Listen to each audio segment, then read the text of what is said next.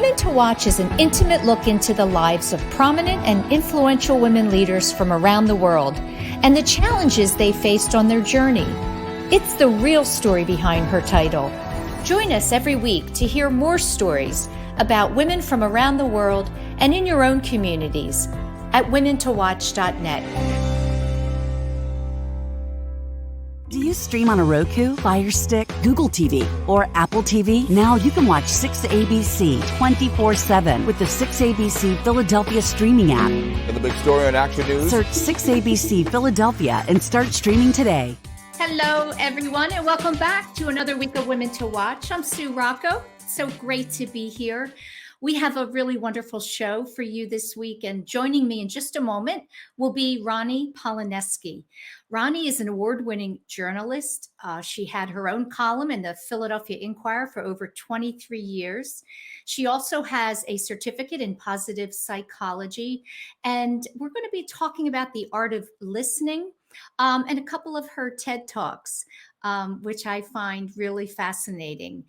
Later in the show, you'll hear from Sherry Morrison, our Lifestyle Watch contributor, and Sherry's going to be speaking with Suzanne DuPlantis. Suzanne is the co-founder and executive director for Lyric Fest.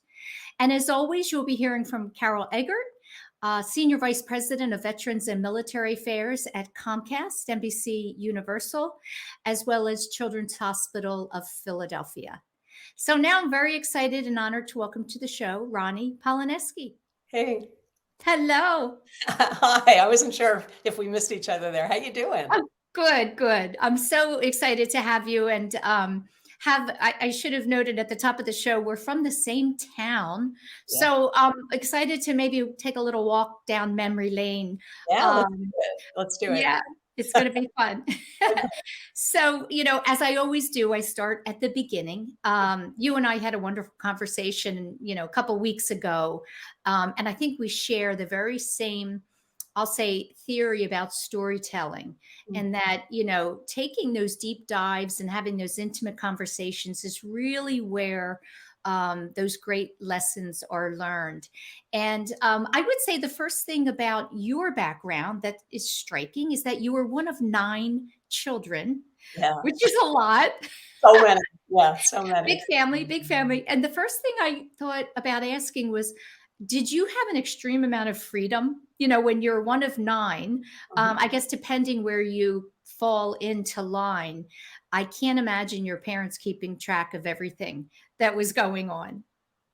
Well, it's really funny. I think back then I may not have thought that I had freedom, but when I see how kids are sort of restricted in the world today, I realize how much freedom I had. I mean, I don't know if you ever did it. We would just walk the train tracks to get from Orland to Flowertown, 3 miles on train tracks. We spent a lot of time on the train tracks. I'm not sure why. We did. I think there was a lot of freedom. I mean, my parents were pretty, really, I don't want to say so much strict. My dad was really strict. They had high expectations for us, but also we were given a lot of responsibility, and it was just expected that we would shoulder it and handle it. And I think that in a way that's its own kind of freedom. I mean, I look back and realize that the responsibilities I had, especially as one of the older siblings, really sort of worked my capability muscles. I didn't realize until years later that, wow, I was a really capable person. Mm. And so I think that's how that impacted me. Plus my parents gave me my 8 best friends. I mean, best friends, my siblings, so it was a good way to grow up. Yeah. I know you describe your dad as the head and your mom as the heart. Yeah. And I think that's a beautiful combination. Mm-hmm. What kind of impact did their kind of love story have on you?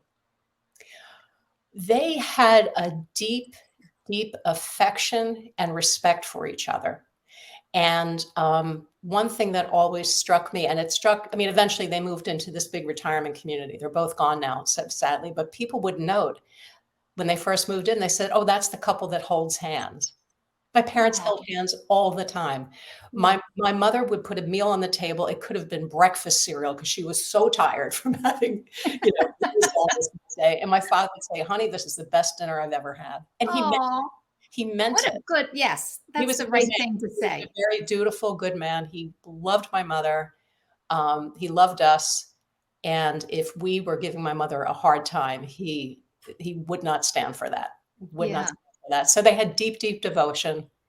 They had some years, in retrospect, my mother would say some years were harder than others, but they certainly didn't occur to any of us as being hard, but Mm. they were just, they just hung in there. They just hung in Yeah. there. They were devoted. I mean, financially, there had to be times where, there was worry. And it's incredible to me that, you know, Yeah. everything works out. Well, it works out. And, we were really pretty enterprising kids. I mean, we knew there was no money. I mean, I've been working since I'm 11. I mean, I started babysitting, do you know the trainers? Yeah, I started of babysitting course. when I was 11 because I knew how to handle an infant. Like I knew about Yes. infants. And Yeah. I've been working in some way since I was 11. So yeah, we all knew that we'd have food, we'd have a roof over our head, there would be some hand-me-downs, and anything else we had to go get it ourselves. And Yeah. and I think it served all of us actually. Yeah. I think it's a great way to grow up. I think, as you noted, kids today are being raised in a completely different way. Sure. And we had this freedom. We were out running around in the neighborhood with not a lot of supervision, but Yeah. I do think it helped us learn how to figure things out. And we didn't necessarily have that relationship with our parents where, they knew what we were doing every minute, and we were having conversations with them on a regular basis. So there's pros and cons. There really is. And I think, my parents were not able to give us everything that they wished that they could have. But I feel like what they gave us were the tools to go get it ourselves. And we just became really capable adults, I think. Yeah. And I'm really proud of that and really grateful to them. Can you remember a time when you felt when you were younger that you were kind of losing your way? I think that's sometimes the natural progression of growing up, Yeah. feeling Yeah. uncertain. Well, you know what? I mean, I think probably not so much when I was growing up, but, I went, well, no, of course. I didn't know what I was going to do senior year of high school. Kids all around me are applying to this college, that college. And I wasn't even applying to college. I had no idea what to do. My parents were so busy raising 5 more after me that I think they just hoped I'd figure it out. And I had an older brother and sister who were 2 older sisters and a brother who were very self-directed. My one brother knew he wanted to go into the Air Force and be a pilot, and he charted a course. My other sister knew she wanted to be a physician. She charted a course. My other sister knew that she didn't want to do college, wanted to do business. She charted his course. Wow. And then there was Ronnie. And I was like, I don't know what to do. So this is a really brief story, but back then, Temple University, their slogan was, I could have chosen anywhere, but I chose Temple, right? Mm-hmm. So I say this because I had a friend who was a few years older who worked at Temple in the admissions office. And it must have been around March or something of my senior year. And he said, so what are you going to do? And I said, I guess I'll go to college. And he's like, well, where have you applied? And I'm like, nowhere. Like I didn't even know how. And it seemed untoward to ask my parents, could you help me? And so Rick said, you're going to go to Temple. And he got me an application, filled it out with me. Wow. Handed it in. I got in because back then Temple was not the competitive school it is today. Like you could have gotten in drunk and it didn't matter. Back then, that was my impression. So I went there, had a great time. But I always like to say that my friend Rick could have chosen to have me go anywhere. But Rick. Good for him. Good for him. Good for Rick. Yeah. We all need someone to guide us. And, it's interesting because we also didn't have the counseling and the support necessarily in high school to help us sort that out, and we really needed that. Yeah. Obviously your gifts are really language and communication and storytelling. Right. Did you always, so when you started to figure it out and know that's where your love was, did you feel more confident then in your direction and what you were going to pursue? Yeah. I mean, I had no idea what I was going to do. I went to Temple, and for the first 2.5 years, I just had fun. I had a solid 2.0 CUME. And after 2.5 years, I was like, I think I shouldn't be in college. And at that point, I was doing a lot of music. I was singing and songwriting, and I was a street busker on South Street. I was one of those people. And I thought, I'm just going to do music. So I dropped out and worked at a hospital as a receptionist. And then nights I was just singing and playing music and stuff. And after about 1.5 years, I realized that I didn't have and was not interested in developing the grit that you would need to really become like a working musician, songwriter. I didn't have it. And I didn't know what to do next. I looked at my transcripts and said, what do I have the most credits in? English. I'll finish up in English. Went back to Temple, finished up in English. And in my senior year, got an internship at Philadelphia Magazine. And that's when the light went off for me. I was like, wait a minute. You can talk to people, hear their stories, and then write them. And that's a job. And I would do after that, I would write anything for anybody, anytime. Loved it so much. And I really found like, this is my thing. This is my thing. Writing is not easy. I think you can, be a good communicator but writing is a whole separate thing. Let's talk about your career. So 23 years having your own column with the Philadelphia Inquirer. Yeah. That's fantastic. And that shows longevity. And clearly when I told people I was interviewing you, I can't tell you how many people, oh my gosh, I love to read her articles. I love, people know you. Yeah. What are you most proud of in having that long career and really touching people with your work? I'm really proud of the career. I'm really proud of it because I was proud that I would listen to people that other people didn't think were worth listening to. And not all the time, but so many of the things I wrote, people would pick up the phone and they would call the paper or call a columnist because somebody hadn't listened to them. Some utility company wouldn't listen to them. Their city council person wouldn't. Their kids' school teacher wouldn't. And it had just, they'd hit a wall, they'd hit a brink, they were fed up. And in the grand scheme of things, a lot of the things that they were concerned about are not the things that you'd find on the front page of a paper, but people's lives, the events of their lives are front page worthy to them, And so I just found that if you just listened and asked the right questions and hung in there with them, you could make a difference. And somebody once said, oh, you give voice to the voiceless. And I thought that is actually disrespectful. They have voices. They're screaming. What we were able to do was amplify them maybe enough, or maybe call out the people who should have been listening in the first place to listen. And then suddenly it's like, oh, I hear them. And I would always think, why did it take this? Like, it shouldn't have to take this. Yeah. You could have just listened, So I feel really proud of that. And super, super grateful for the years I was there. I wouldn't trade a day of it. Would not trade a day of it. It was amazing. It's amazing. How would you describe the difference between listening and hearing? Funny you should ask that. I have some notes because I do tons of like speaking about listening. Hearing is, listening is when you do a couple things to make sure that you're really listening. Number one, you let go of your judgments. You consciously decide to set aside a judgment. Basically, you make a decision to suspend your right to be right about whatever the person is saying, meaning like, oh, I know better, or I was there. Like you sort of suspend all that so that you can hear what our propensity for being right keeps us from hearing. So by let going of judgments or biases, it doesn't even mean that you don't believe them anymore. It doesn't mean that some of them aren't true. It just means that you're going to put them aside because that can block what you're hearing. Another thing that gets in the way of really closely listening is power. If you hold power over another person, whether you're a mayor holding power over a city, a mother holding power over a kid, we all occupy different positions of power throughout our days.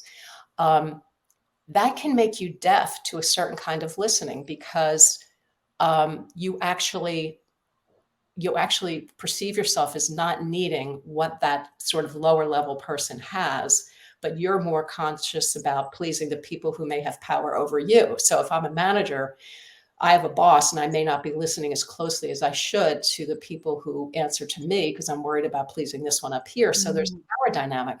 The good thing about it is that once you are aware that that's just a hazard of the job, awareness alone can really mitigate it. And you can realize, oh, let me just stop a minute and let me just, sort of really, really listen here.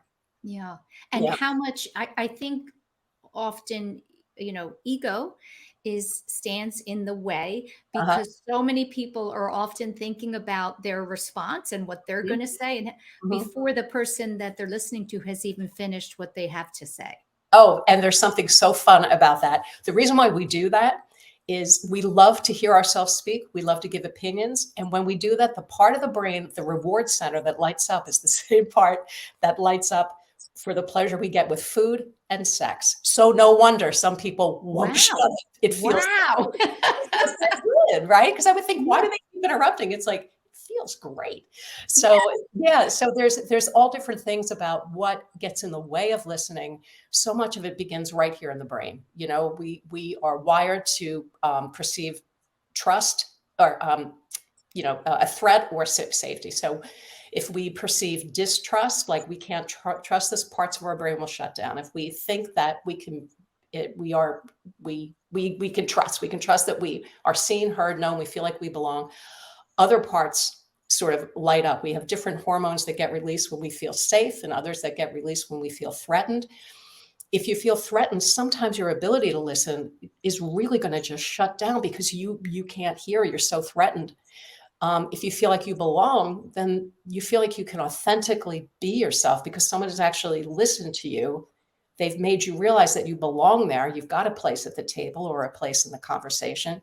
You feel safe enough to just be more creative, to offer more opinions. So it's the brain, man. The brain has got, once you understand stuff about the brain, a lot of bad habits become much more understandable. I feel like I got much more compassionate toward myself and others once I realized what might be going on in the brain when people are really disagreeing, really clashing.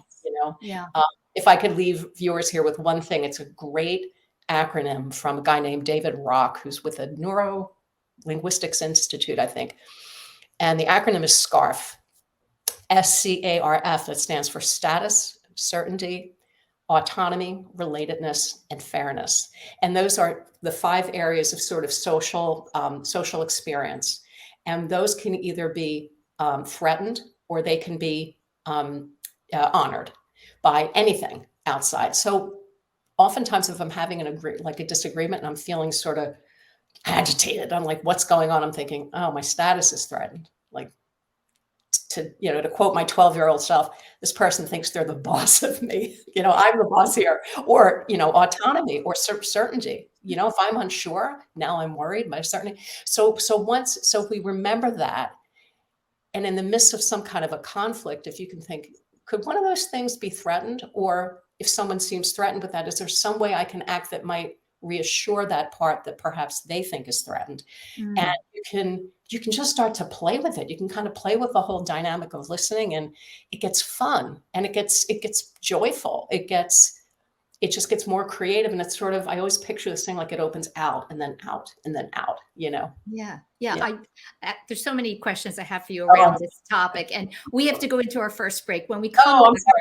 Okay. I want you to talk about what spurred what I think was a brilliant idea to go into a park with 2 chairs and a sign that says, "I'm here to listen." Yeah, I'll tell you all about that. We'll be right back. We are CHOP, and we can't wait to show you around. We're the nation's first children's hospital.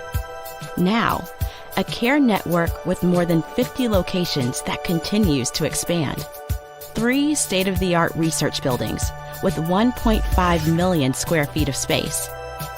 We have grown from 12 beds 165 years ago to nearly 600 beds and one of the best children's hospitals in the world.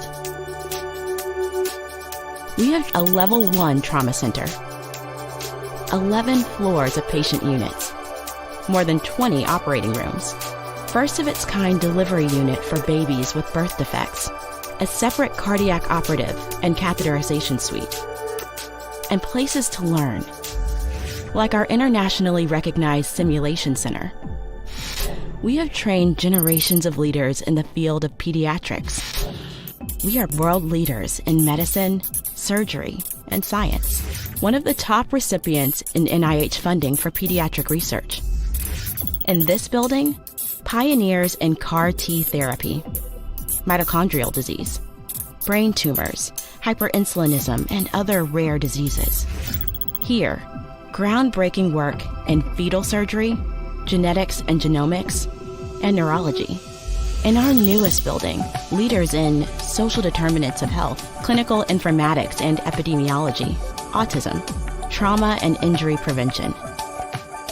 Our patients come from every state and 115 countries.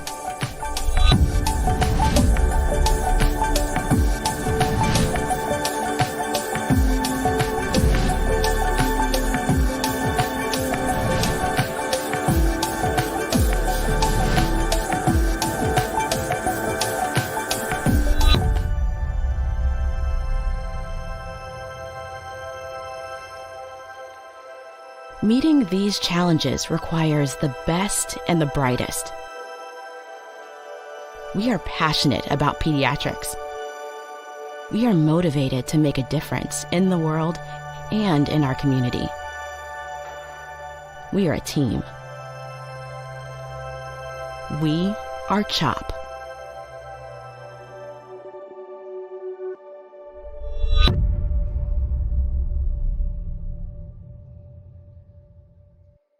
Do you stream on a Roku, Fire Stick, Google TV, or Apple TV? Now you can watch 6ABC 24/7 with the 6ABC Philadelphia streaming app. And the big story on Action News. Search 6ABC Philadelphia and start streaming today. Welcome back to the show. I'm joined this week by Ronnie Polaneczky. Again, if you're not from the Philadelphia area, Ronnie is an award-winning journalist, and she's also a positive psychology practitioner, which is a fascinating topic for me. I really want to talk about that as well. But just before the break, I mentioned a little experiment you decided to do here in Philadelphia. You took 2 chairs and you went into what is known as Clark Park. And you put up a sign that said, I'm here to listen, basically. Yeah. And I think I would have a ball doing that, number one. I think I might do that. You would be so good, Susan. Oh yeah. I think I'd love to do that in a park here in Worcester. But first of all, my first question is, what commonality did you discover from all these different people from different walks sitting and having the need to talk to you? I mean, I know that, part of the art of doing that is to help the people that are sharing kind of uncover something about themselves, what's important. Was there a commonality that you discovered by doing that? I think the commonality is something so simple, just how much we all really need to be seen, heard, and known. And when we do feel that way, then we feel like we belong.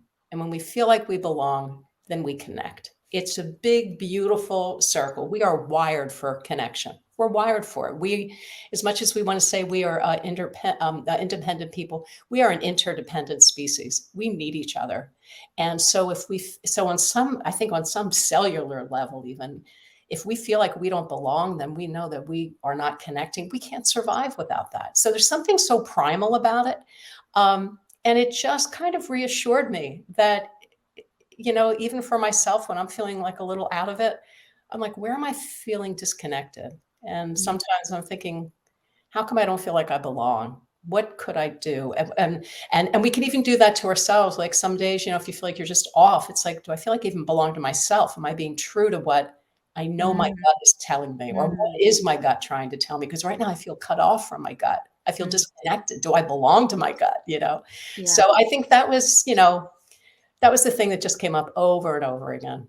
And through my entire career, actually came up over and over. Yeah, it must have been hard to have been pitched so many stories, and there's only so many hours in a day, so that you didn't have the ability to share everybody's story. Yeah. But when you listen the way that you do, there's always a story there, right? Even if it doesn't appear to be the front page, massive, controversial type of story.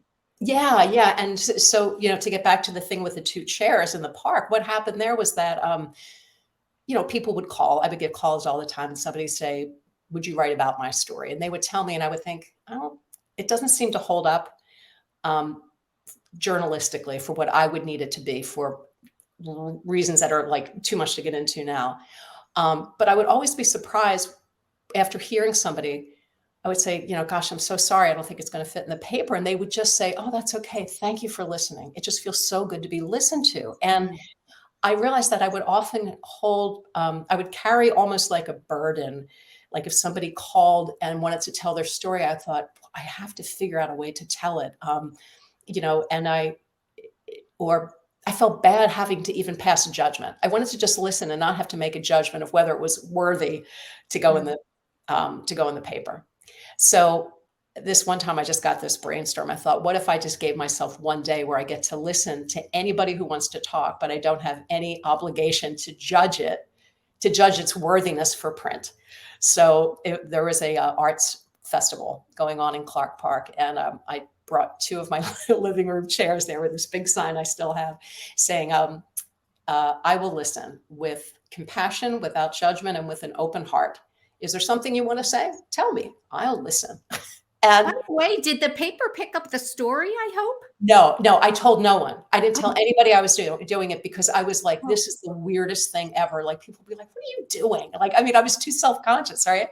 Oh gosh, not at all. I think it's I just think it's so original, and it's such an amazing thing that you. It was real well.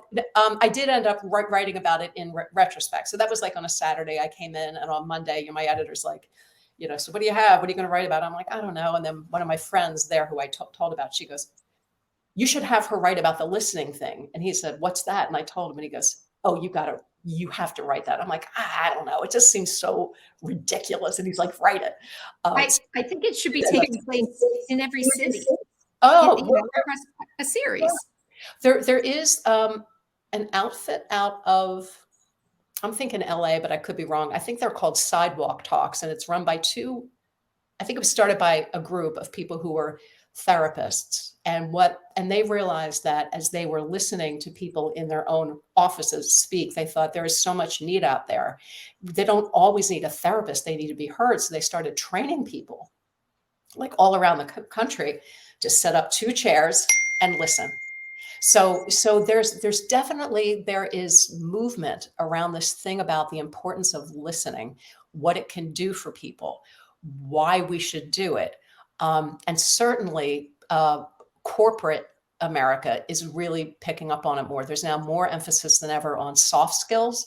And I think soft skills always got such a bad rap because it doesn't feel like it's, it's not analytics. It's not, other sort of engineering skills. Soft skills, though, are the ones that we value the most in a workplace, because they lead to, if you have good soft skills, they help you to collaborate, to pivot, to inspire, to motivate, to bounce back from adversity. We call them soft skills, but they're really not. They are igniting skills because they ignite other things. And listening is the river that runs through all of them, all of them. I just got back from San Francisco. I spoke to the Federal Reserve Board. There are people who do their sort of product design, and they work in teams. How do they listen better in order to produce this thing they have to produce? And, if someone is not really listened to and heard, it's not just like, gee, it might hurt their feelings. In the workplace, it could literally affect the product that you're making, how well it does, it's. By the way, you do work with nonprofits and businesses around this, teaching it, I guess. Yeah. I'm curious, do you have more success with women than men? There's I would say just to get the men to understand the importance of it, because clearly soft skills, I think women naturally have them. Yeah. Men just are by nature more analytical, right? Yeah. So what kind of response are you getting from men versus women in these environments? Yeah. Oh, well, Susan, you hit the nail on the head. Women get it. They get it right out of the gate. They get it.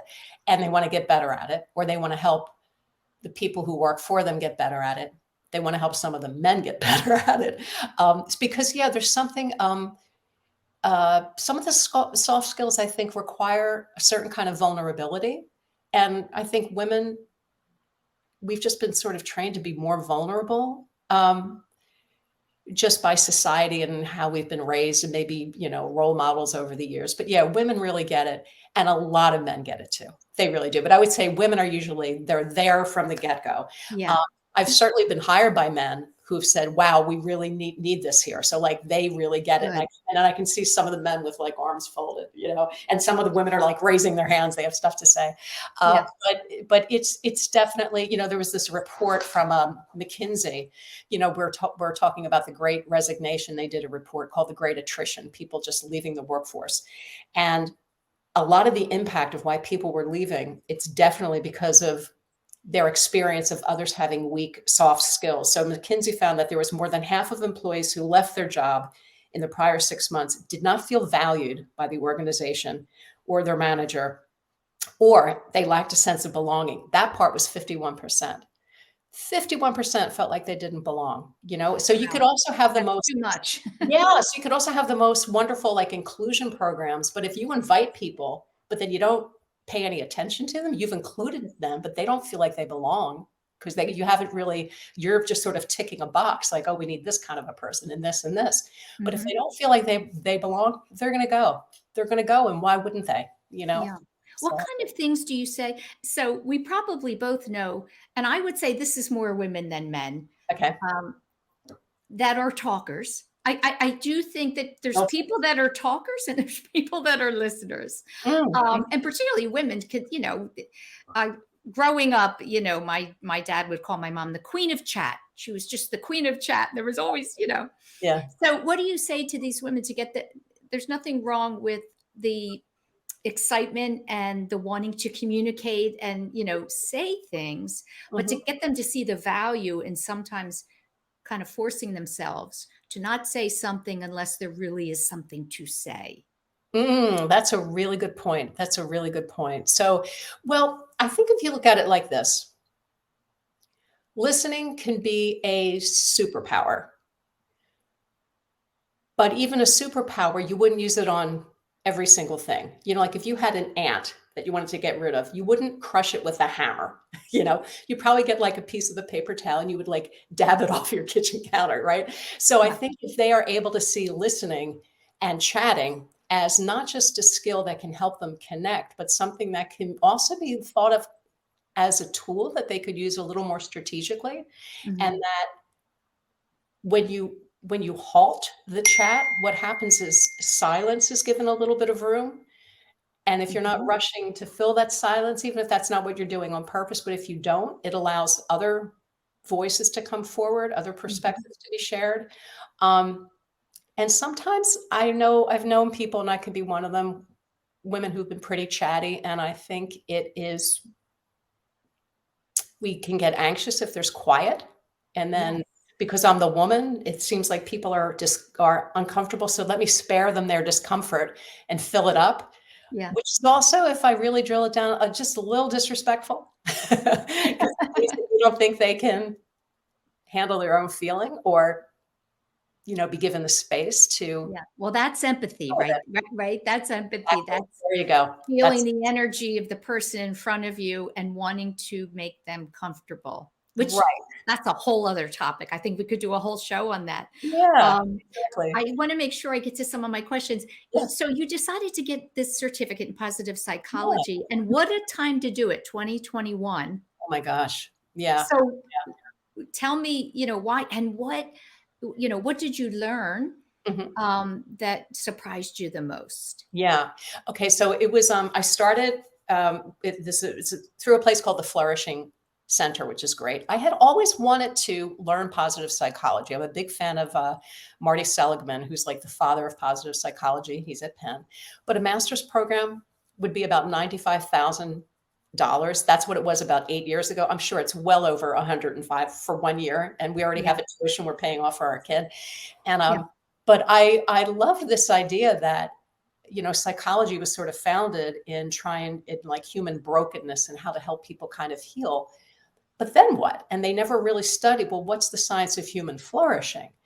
And that there are behaviors that could be replicable that could really enhance human flourishing. And I've always believed that. I mean, I've always felt that. But to think that there was a science that actually was breaking it down was really intriguing. So I found the Flourishing Center where for a fraction of that cost, I got to learn like all of it.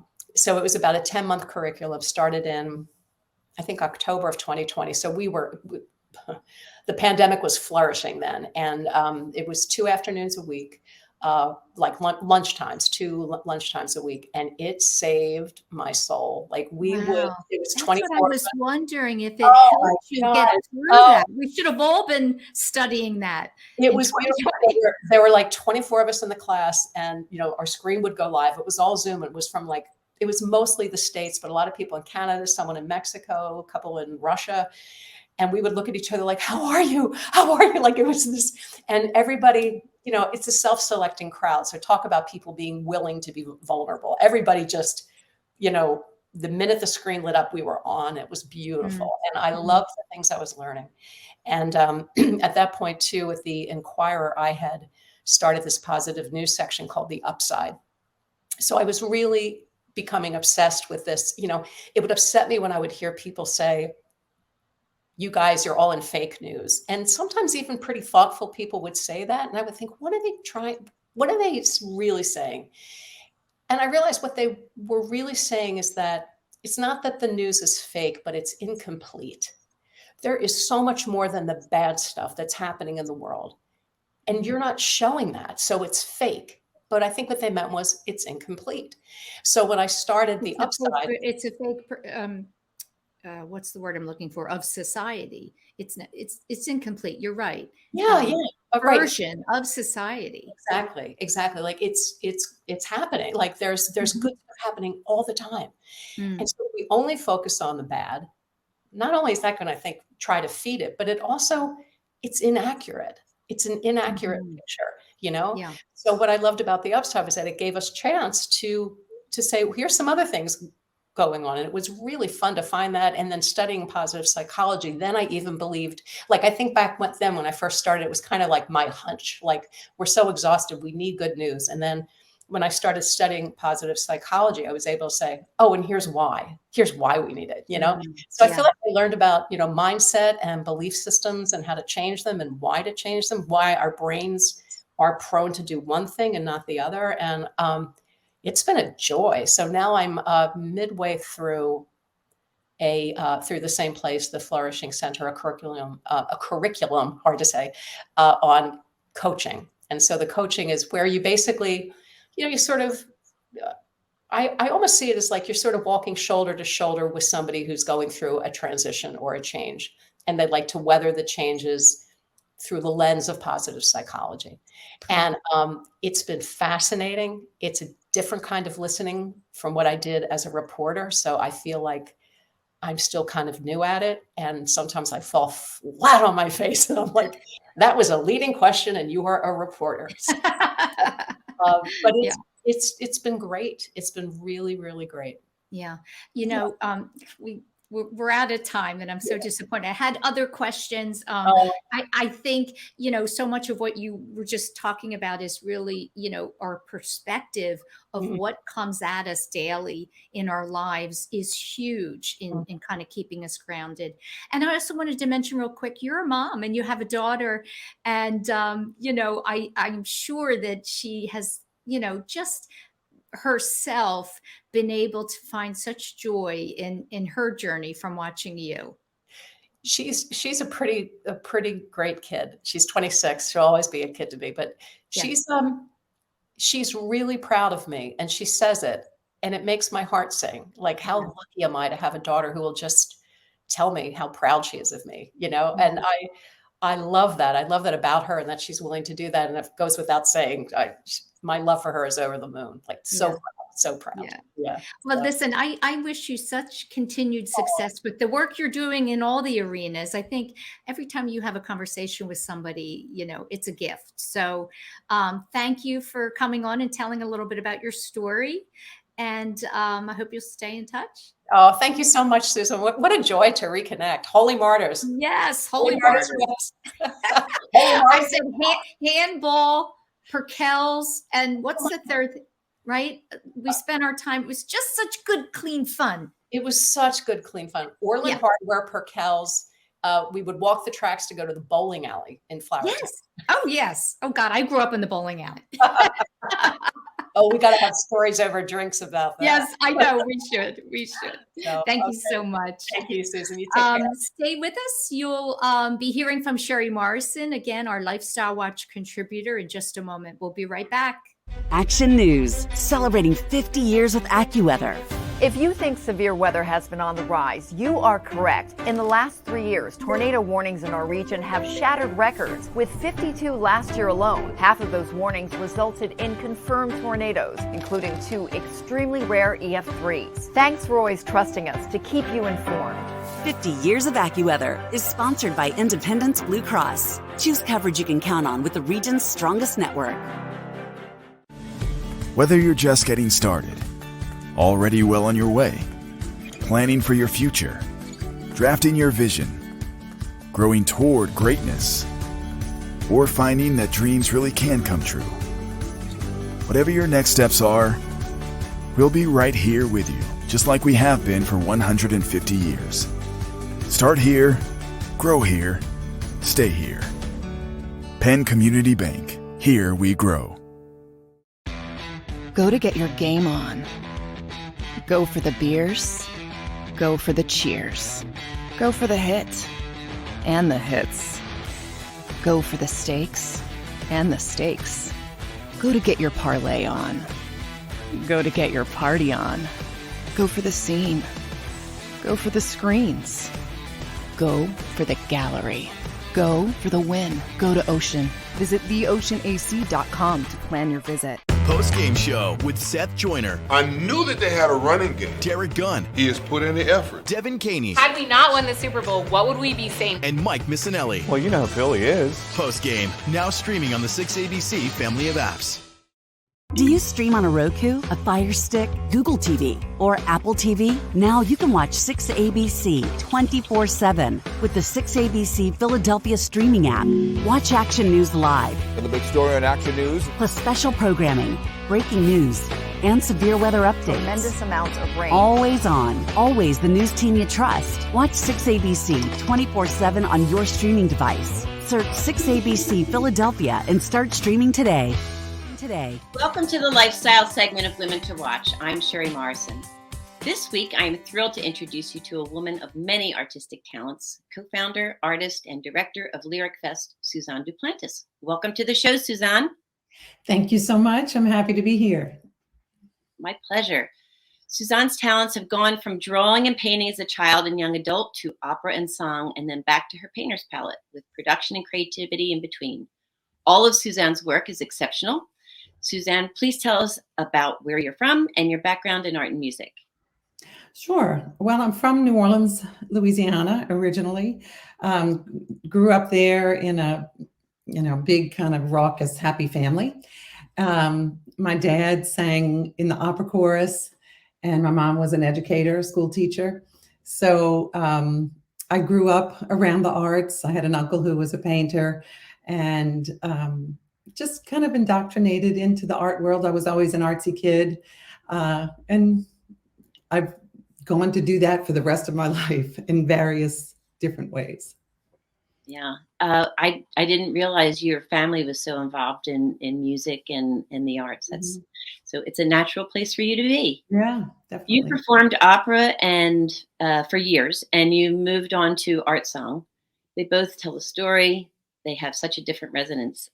How does your approach differ for the two of them? Well, opera is a big experience. It's a big experience for the audience. It's a big enlargement of whatever the presence that you have on the stage. You have the costumes, you have the orchestra, you have a big distance between yourself and the audience. Sometimes you have a prompter. You have a lot of sort of artifice between you and the listener, which is wonderful and thrilling. It's theater, it's live theater. But after singing for about 10 years, I thought, well, this, I love it, but it's not, I think I'm being called to another direction. I felt that I had a lot more music in me, and I was, in my early training, just loved art song. And so I decided to change my course a little bit and go into song. And what it necessitated really was for me to stop singing opera, because in order to keep that lifestyle going, you're constantly doing auditions, going to New York, showing up for jobs, and you're away from home for, anywhere from 3 weeks to a month while you're singing an opera job. So this way, I just kind of said, I called my agent, said, I'm going to redirect. I'm going to go into song. She was very supportive, song and concert work. So then we founded Lyric Fest, which you haven't mentioned yet, but that was the area in which I just pointed the big ship of my life into that direction. So. Yeah, I would imagine, just from watching, and I have no idea really, but just from watching, I feel like opera is more of a practice performance, and art song is more of you're singing from your heart when it's happening. It's not so much, I'm sure you practice, you have to practice, but it just seems like it's more extemporaneous. Yeah, I don't know. Well, I'm glad that it comes off like that, because it should. It absolutely should, and it absolutely is from your heart. I think the thing that's special about it is that it's a very intimate art form. Yeah. It's a very I sing to you. It's something that we all have experience with in our lives. And mothers sing to children, and our communities sing songs together. We sing songs for holidays. We, sing songs for protest. It's just very much a part of the lives of all of us.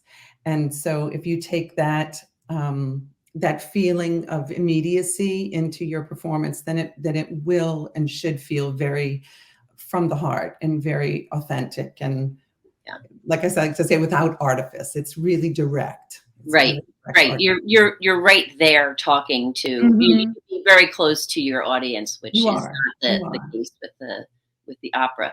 In 2003, you and two other artists founded a nonprofit organization called Lyric Fest, your mission to bring people together through shared experience of song and story. Reviews of Lyric Fest say, experience what critics have called an irresistible mix of high art and humane feeling, as entertaining as a well-managed party. Please tell us a little bit about how Lyric Fest came about. The pianist for Lyric Fest, Laura Ward, and I have been friends for over 30 years. And we met at a music festival in California. And we both loved art song at the time. This is, while I was doing opera, pre-professional opera. And we sort of decided, with this shared love of art song, that we would found an art song series. And at the time, it was going to be on a vineyard in California. That was the idea. But it changed. I moved to I had already been in Philadelphia. Laura moved to Philadelphia. This was the place to be. And we, in the beginning, we had Randy Marazzo with us. And she's no longer with the organization, but she was a big part of the founding of it. And so yeah, we just decided, okay, now's the time to found this. We had the access to a venue that had an absolutely wonderful piano, and that was very, very important. Mm-hmm. And we, the quote, I love that quote. I'm so glad that you read it, because that's what we would like our concerts to be, informative, fun, just bringing everybody along, telling stories through song. That's really what Lyric Fest is all about. Yeah. It sounds fantastic. And after 25 years of opera and song, you decided to bring out your paintbrushes again. What made you decide to get back into painting?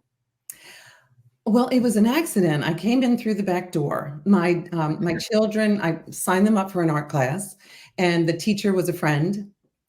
And I hadn't done, I was doing graphic design for Lyric Fest all along the way, but I hadn't really picked up any paintbrushes in 20 years, 25 years. Yeah. So I asked her, could I just come and stay in the back? I promise I won't talk to the teenagers. I'll just, stay here and learn what you're teaching. And it was one of those aha moments, like, oh, wow, I'm supposed to be doing this. And I remember on the second day, she said, where did you learn to paint? And I almost cried because I didn't know I still knew how to paint, So it was a very emotional time. And I remember walking out that week. It was a class every day, all day. And I would walk out and I would think, how would I paint that? How would I, so it was like my eyes were open all of a sudden. Yeah. So, it's interesting. Somebody said to me once, two things about the 10-year span. One friend said, you have to reinvent yourself every 10 years. Mm-hmm. And at the time, I'll be darned if that hadn't been what had happened. I had sung opera for 10 years and I moved on to art song.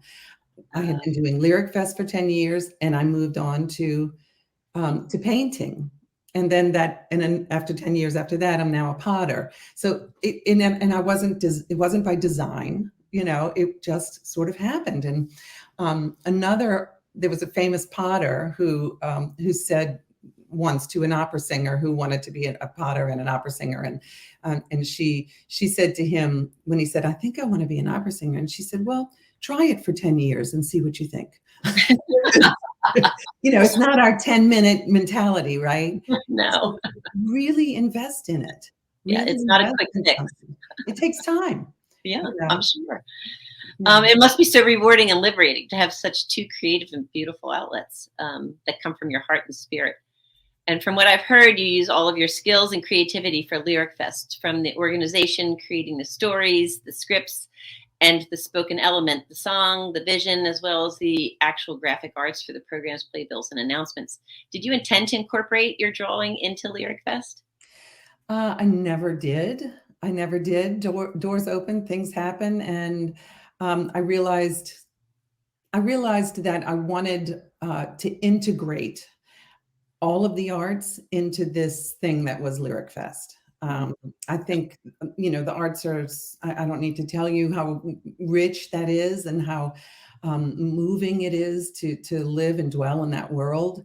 And so it just started to occur to me that I could bring the graphic piece in, and that's been so rewarding and wonderful.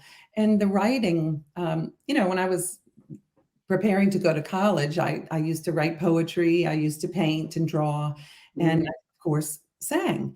And I auditioned for a scholarship to go to college, and I got a little modest scholarship, and I thought, okay, I'll do that, And I remember while I was there thinking, other singers aspired to be at the Metropolitan Opera or to do, opera in that big way.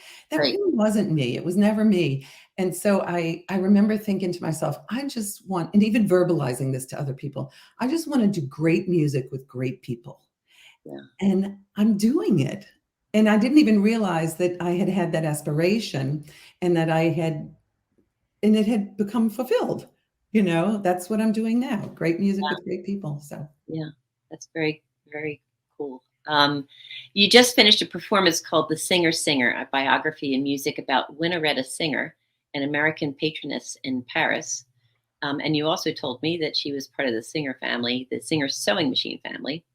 One of your upcoming performances, which will be in April of 2023 at Longwood Gardens and at the Peabody Institute in Baltimore, is The Metamorphosis of Plants, inspired by a great German poet, statesman, and botanist, Johann Wolfgang von Goethe. These are two fantastic examples of Lyric Fest. And can you give us a little description of how these programs and their multimedia content work and blend? Yeah, well, for Winteretta, this was a little known story, and when you start to learn about this woman, you wonder why it was so little known.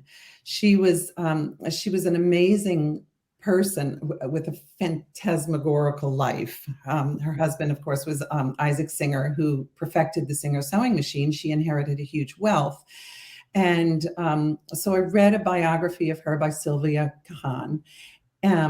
That was recommended to me by Laura, my colleague, and we decided to tell this story about her.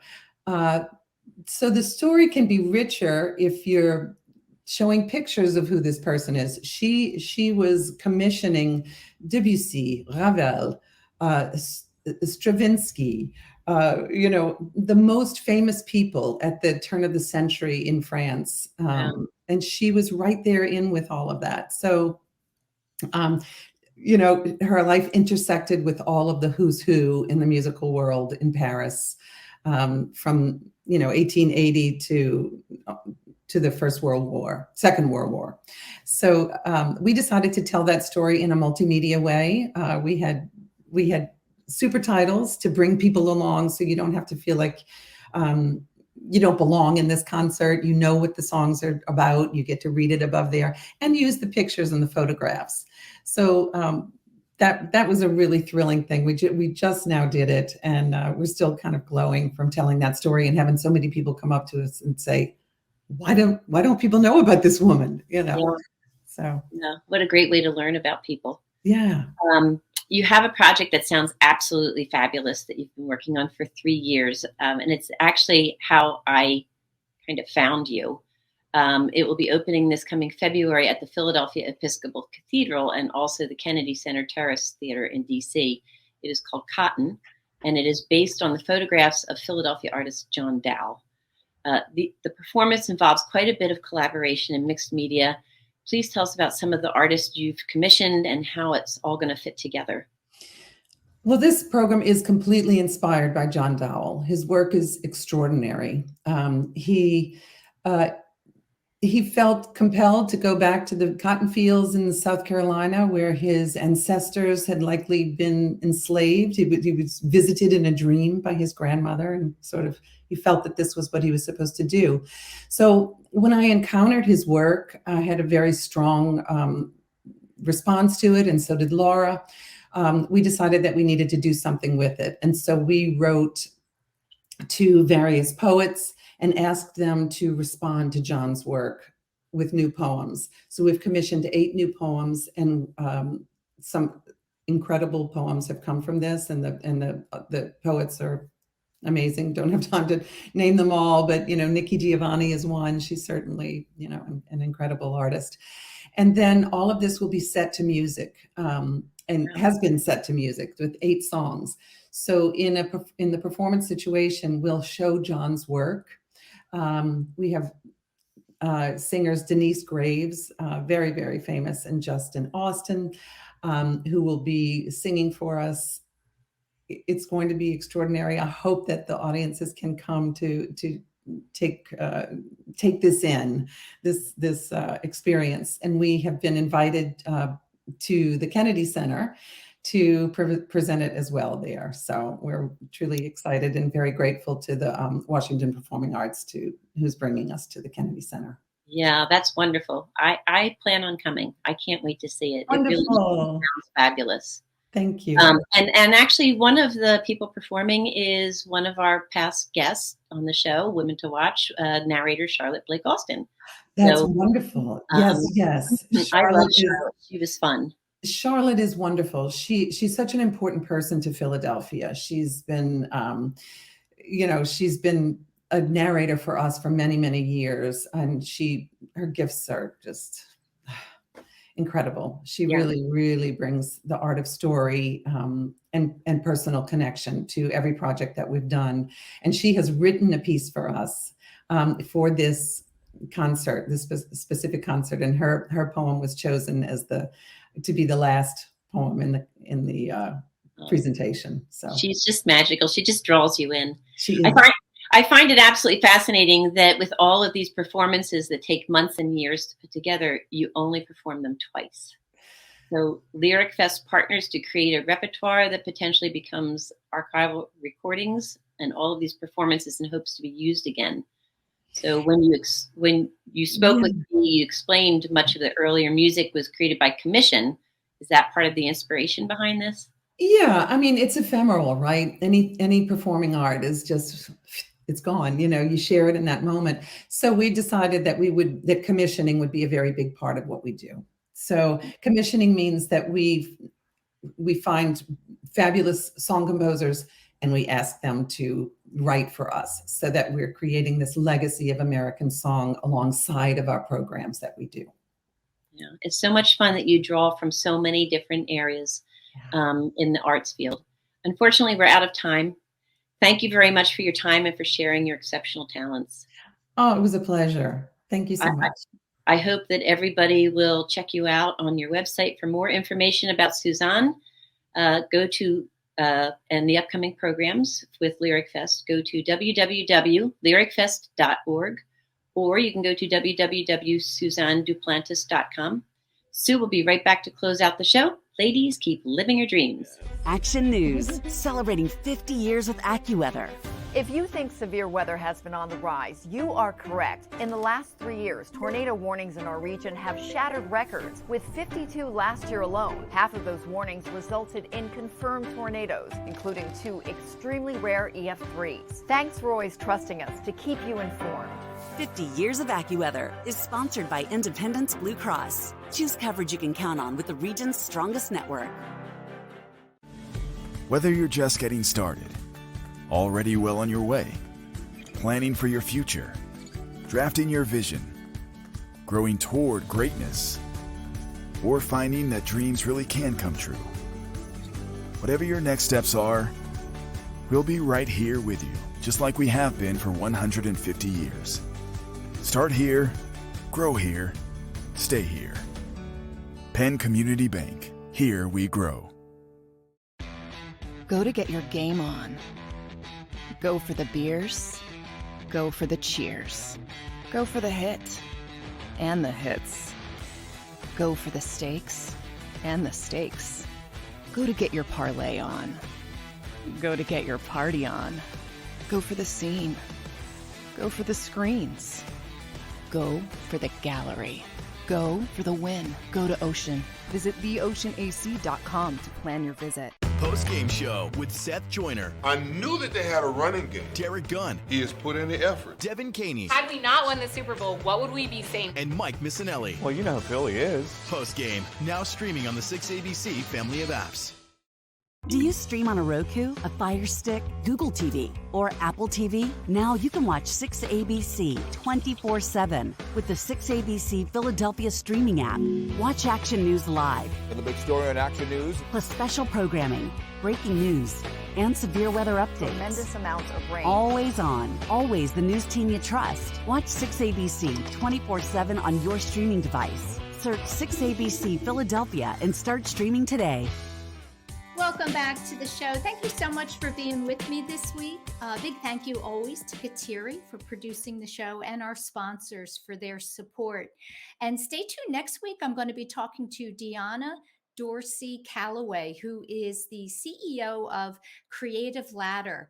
And she was brought on by the founder, actor Ryan Reynolds. So it should be a great interview. Have a great week, everyone. Now the Women to Watch, Military Watch.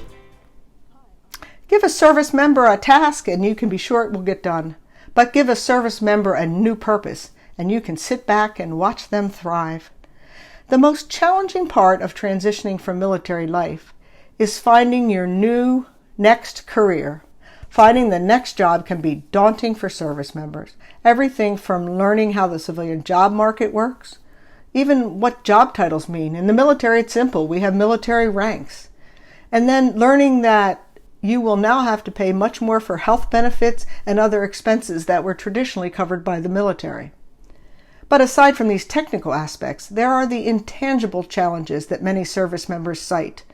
A military career offers excitement, adventure, and an overwhelming, fulfilling sense of purpose by being part of something bigger than yourself. And that's where Hiring Our Heroes comes in. It was formed by the U.S. Chamber of Commerce. The Hiring Our Heroes Corporate Fellowship Program offers transitioning service members the opportunity to join a civilian employer during their last 3 months of military service. And these HOH fellows can get real-world experience and gain a better understanding of their civilian career opportunities and even a better understanding of their personal aspirations.